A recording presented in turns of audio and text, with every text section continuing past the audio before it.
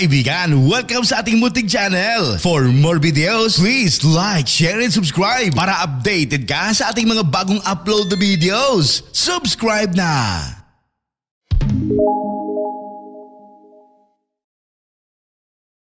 Nagsisimula ang pelikula kay Tego, isang gangster na iginagalang sa mundo ng mga kriminal at laging nagtatagumpay sa kanyang mga trabaho.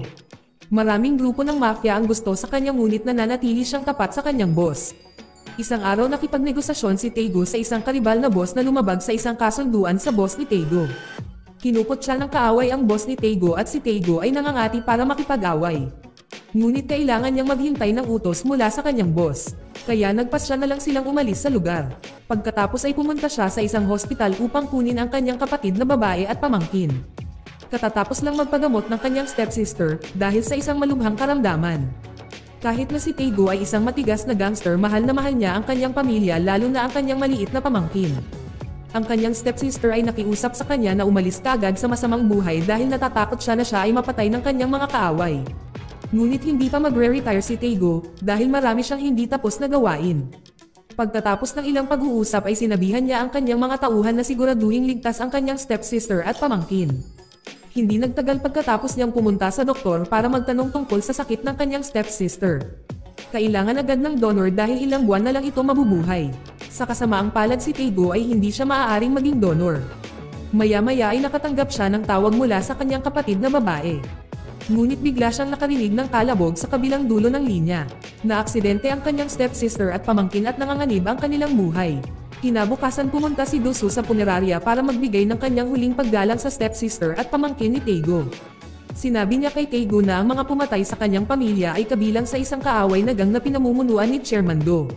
Si Tego nang marinig ito ay humihingi ng pahintulot kay Dusu na labanan ang mafia. Nang gabing iyon ay nakipagkita si Tego kay Chairman Do sa isang sauna. Sabi ni Chairman Do na ang lahat ay hindi pagkakaunawaan at hindi niya inutusan ang kanyang mga kasama na pumatay ng sino man lalo sa pamilya ni Tego. Nangako siyang hahanapin ang mga tunay na salarin at parurusahan sila. Ngunit walang tiwala si Tego sa kanya, naglabas siya ng kutsilyo, at brutal na tinapos si Chairman Do at ang kanyang mga tauhan. Matapos silang harapin, si Tego ay tumakas sa bintana, dahil may mga miyembro pa ng mafia sa labas na nagbabantay. Hindi na siya nag-aksaya ng oras at nagmamadaling umalis bago nila siya mahuli. Kinaumagahan binigyan siya ni Dusu ng pera at peking ID, sinabihan niya si Tego na magpahinga sa Jeju Island ng isang linggo at pagkatapos ay magtago. Noong minsang umalis si Tego, inutusan ni Dusu ang kanyang mga tauhan na salakayin ang lahat ng alyansa ng gang ni Chairman Do. Makalipas ang ilang oras ay dumating si Tego sa Jeju Island at sinundo ng isang babaeng nagngangalang Jaeyeon. Siya ay pamangkin ng isang sikat na mafia arms dealer na kilala bilang Kuto. Si Tego ay mananatili sa bahay ni Kuto sa loob ng isang linggo bago tumungo sa Russia. Samantala si Kuto ay nasa kalagitnaan ng pagbebenta ng mga armas sa mafia. Ang mga armas na ito ay ipinuslit sa loob ng mga isda na direktang nanggaling sa Russia. Si Kuto ay dating isang makapangyarihang nagbebenta ng armas, ngunit sa ilang kadahilanan ay pinili na niya ang isang mas tahimik na buhay. Makalipas ang ilang sandali ay dumating sina Jaeyeon at Tego sa bahay ni Kuto. Inimbitahan ni Kuto si Tego na sumama sa kanila sa hapunan dahil nagluto siya. Habang kumakain tinalakay ni Kuto ang plano ni Tego na pumunta sa Russia. Gayunpaman ay tila hindi nagustuhan ni Jaeyeon ang saloobin ni Tego at hiniling na umalis siya ng mabilis dahil ayaw niyang makitungo sa isang tulad niya. Pagkatapos ng hapunan ay sinubukan ni Tego na tawagan ang isa sa kanyang mga kasambahay ngunit abala ito at hindi sumagot sa tawag. Samantala si Dusu ay nataranta dahil sa kanyang planong pag-atake. Nabigo siya, gusto niyang kontrolin ang buong teritoryo sa pamamagitan ng pagtanggal sa lahat ng mafia na nauugnay kay Chairman Do. Gayunpaman nalaman niyang buhay pa si Chairman Do at sumasailalim sa operasyon. May isang miyembro ng mafia na nakatakas sa pag-atake ni Dusu. Si Chairman Ma, siya ay isa sa mga tauhan ni Chairman Do at kilala bilang isa sa pinakamalupit na mafia sa Korea na handang pumatay ng walang pag-aalinlangan. Si Chairman Ma ay nakipag-ugnayan kay Dusu at nagbanta na papatayin siya sa paghihiganti para sa pinsalang idinulot ni Dusu sa kanilang alyansa.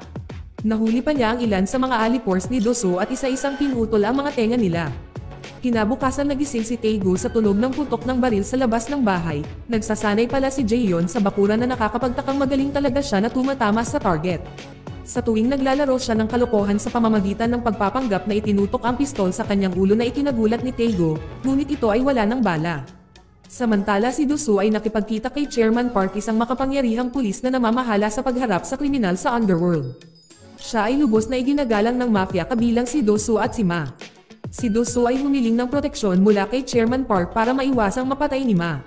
Gayunpaman iminungkahi ni Chairman Park na subukan muna nina Do-soo at Ma na makipag-ayos.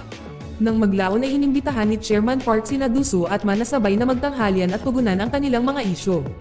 Hinikayat niya silang ayusin ang kanilang mga hindi pagkakaunawaan ng hindi gumagamit ng karahasan. Gayunpaman, si Ma ay tumanggi na makipag-ayos kay Do-soo. Nagalit si Chairman Park dahil mas maraming laban sa laro ang maglalagay sa kanyang posisyon sa peligro. Gusto niyang makahanap ng solusyon na walang kinalaman sa gang warfare upang pigilan ang gobyerno sa pagtanggol sa lahat ng gang sa Korea. Kinabukasan nagulat na naman si Tae-go kay Jaehyun, sa oras na ito mas seryoso na siya nawalan ng malay sa sasakyan na may sirena pa sa kamay. Si Tae-go hindi alam ang gagawin, nag-aalalang sinabihan siya ni Kuto na ihatid siya sa ospital dahil may malubhang karamdaman si Jaehyun. Pagdating nila sa hospital ipinaalam ni Kuto kay Tae-go na gusto niyang dalhin si Jaehyun sa Amerika para ipagamot. Ang sabi ng doktor ay 1 month na lang ang natitira sa kanya kung hindi siya maooperahan kaagad. 5 oras ang nakalipas, nagising si Jaehyun mula sa kanyang pagkahimatay, ngunit ang kanyang pagkatao ay biglang naging masayahin at hindi nagtatampo. Niyaya pa niya si Tae-go na kumain sa pinakamalapit na restaurant. Doon tinanong ni Tae-go kung bakit siya madalas mag-practice ng shooting at casual niyang sinagot na gusto niyang pumatay ng isang tao. Nang pabalik sila sa bahay ni Kuto ay naharangan sila ng mga pulis na nagsasagawa ng raid. Buti na lang nakaiwas si Tae-go sa raid at nagpatuloy sa kanyang paglalakbay. Gayunpaman si Jaehyun ay may labis na nakainom at lasing na lasing habang nasa daan ay nakatanggap si Tae-go ng isang tawag mula kay Do-soo. Inutusan siyang maging pake ng kanyang mga gamit dahil sisanduan siya ni Do-soo sa Jeju Island Airport kinabukasan. Ang hindi niya alam ay isang bitag pala ang tawag at napilitan si Do-soo na isakripisyo si Tae-go para iligtas ang sarili sa malawakang brutalidad. Sa kabilang banda, sinang-ayunan din ni Chairman Park ang ideya na naisip nila na kung si Tae-go ang magiging sakripisyo ay hindi matutuklasan ng Central Police ang alitan ng dalawang gangster na ito. Samantalang si Kuto ay nasa gitna ng isang transaksyon sa kanyang mga regular na customer ng mafia kasama ang ilang mga miyembro ng Russian Mafia. Gayunpaman, nang matapos ang deal, hindi inaasahang sinaksak ng isa sa mga miyembro ng Russian Mafia si Kuto sa tiyan. Gusto niyang sakupin ang negosyo ng armas ni Kuto at makipagtulungan sa mga Russia. Nang nakaramdam ng pagtataksil si Kuto ay nagsimula magpaputok sa mga kalaban. Habang si Tae-go at Jaehyun ay dumating sa bahay at nakisali sa laban. Nagawa ni Kuto na itaboy ang mafia at binalaan sila na huwag nang bumalik. Subalit mayroong isang miyembro ng Russian Mafia na umatake sa kanya mula sa labas na nagresulta sa isang nakamamatay na shootout sa pagitan nila hanggang sa napatay ang dalawa. Nang makita itong si Jaehyun ay agad na nag-hysteric dahil ang kanyang nag-iisang pamilya ay patay na ngayon. Bigo at nawasak na kumuha siya ng pistol at pinatay ang lahat ng natitirang mga kaaway. Sinabi ni Tae-go na umalis na sila sa lugar bago pa man dumating ang iba pang kaaway. Sa pilitang isinakay siya ni Tae-go sa sasakyan, subalit habang nasa daan ay biglang lumala ang kanyang sakit. Hindi nagtagal pagkatapos ay naging matatag ang kalagayan ni Jaehyun sa kanya niyaya si Tae-go na tumuloy sa lugar ng isang kamag-anak na medyo malayo sa bahay ni Kuto. Nang gabing iyon ay nag-usap sila sa bakuran ng bahay. Ibinahagi ni Jaehyun ang kanyang kalunos-lunos na nakaraan na nagpapaliwanag kung paano brutal na pinaslang ang kanyang mga magulang ng mafia ng Russia. Noong panahong iyon ay ginawa ni Kuto ang kanyang misyon na maghayganti sa pamamagitan ng pagtanggal sa lahat ng sangkot sa pagpatay sa kanyang pamilya. Ngunit ngayon ay nalungkot si Jaehyun dahil wala na si Kuto dito sa mundo. Mula noong gabing iyon ang pag-uusap ni Tae-go at Jaehyun ay naging mas malapit na sila. Sabay-sabay na nag-almusal at ginalugad ang magagandang kalye ng Jeju Island.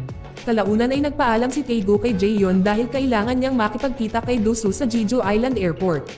Gayunpaman ay masama ang pakiramdam ni Jaehyun at naramdaman niya na may isang bagay na may mali sa sitwasyon. Sa kabila ng kanyang pagkabalisa ay umalis si Tae-go patungo sa paliparan gaya ng plano. Dahil tama ang intuition ni Jaehyun na dumating si Do-soo sa paliparan kasama ang mga alipors ni Man na naghahanda upang betagin si Tae-go. Nang papalapit na si Tae-go sa kanila nakatanggap siya ng tawag mula kay Jin-sang na kanyang mga nasasakupan na nagbabala sa kanya tungkol sa bitag. Bago pa matapos magsalita si Jin-sang ay bigla siyang inatake ng isa pang grupo ng mga alipors ni Do-soo. Nang marinig ang babala ni Jin-sang nagpasya si Tae-go na umalis ng airport. Gayunpaman, mabilis siyang hinabol ng mga alipors na nag-aatubili at kailangan makipag-away sa kanila. Pagkaraan ay sumakay siya sa kanyang sasakyan at pinaandar ito nang napakabilis na humahantong sa isang habulan ng kotse sa mga kalsada nagkabanggaan ang kanilang mga sasakyan. Sa kasamaang palad ay nagawang palibutan ng mafia si Tae-go sa gitna ng kalsada at sinimulang salakayin siya habang nasa sasakyan pa siya sa pamamagitan ng matinding kalupitan. Nanlaban si Taego at isa-isang tinalo ang mga ito, pagkaraang dumating ang mga pulis sa pinangyarihan ng gulo. Sinamantala ni Taego ang kaguluhan para gawin ang kanyang pagtakas. Samantala si Mai hinarap si Dusu dahil sa pagkabigo ng kanilang bitag. Sa takot sa panibagong pambubugbog na si Dusu ay gumawa ng plano.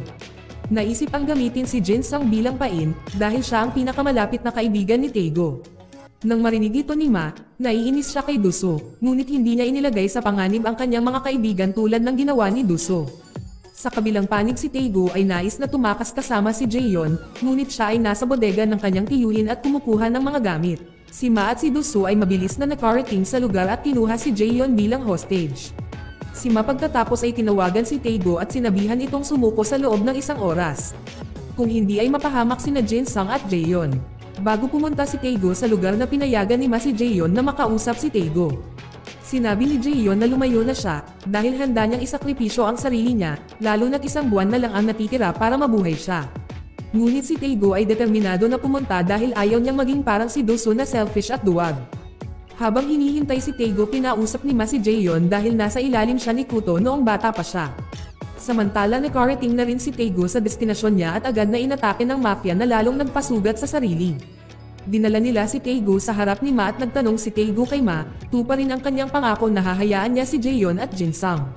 Sa kasamaang palad tinapos na nila si Jin Sung at si Dusu ang may kagagawan. Nagalit talaga si Ma kasi nandidiri siya sa mga taong sumisira sa pangako. Nawalan din ng kontrol si Taego sa harap ng kanyang amo.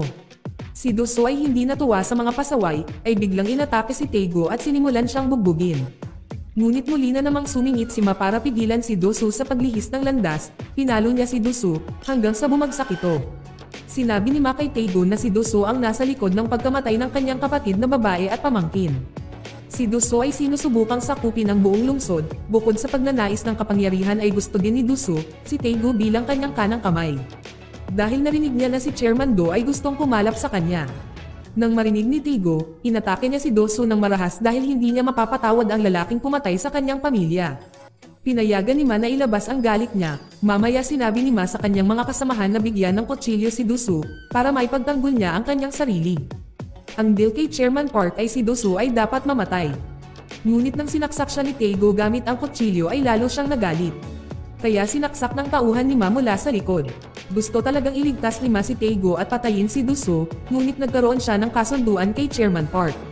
Pinatay din ni Taego ang kanyang mga tauhan at muntik nang mapatay si Dusu. Sa huli tinapos ni Ma si Taego, na ikinalungkot ni Jaeyeon. Habang si Dusu naman ay tumayo at itinapat ang kutsilyo sa lalamunan ni Taego, gusto din niyang patayin si Jaeyeon pero pinigilan siya ni Ma. Dahil nangako siya kay Taego na papalayain niya si Jaeyeon. Pagkatapos ay nilayo nila si Jaeyeon at sinunog ang warehouse kasama ang katawan ni Taego sa loob. Kinabukasan nagpasya si Jaeyeon na oras na para maghiganti kay Ma, Dusu at lahat ng mafia na nagtaksil kay Taego. Habang nagsasaya ang mafia, dumating si Jaeyeon. Matapang na pumasok ng mag-isa sa entrance. Tinukso siya ng isa sa mga mafia, pero bigla siyang binaril ni Jaeyeon. Matapos pabagsakin ng maraming gangster na patay din niya si Ma, Dusu at ang lahat ng natitirang miyembro ng mafia. Sinigurado niyang bigyan ng extra shot si Dusu hanggang sa mamatay ito. Tumayo si Jaeyeon sa tabi ng dagat na may malabong ngiti na sana ay nabawi niya ang lahat ng pagdurusa at pinagdaanan ni Taego. Dito nagtatapos ang pelikula. Salamat sa panonood kaibigan.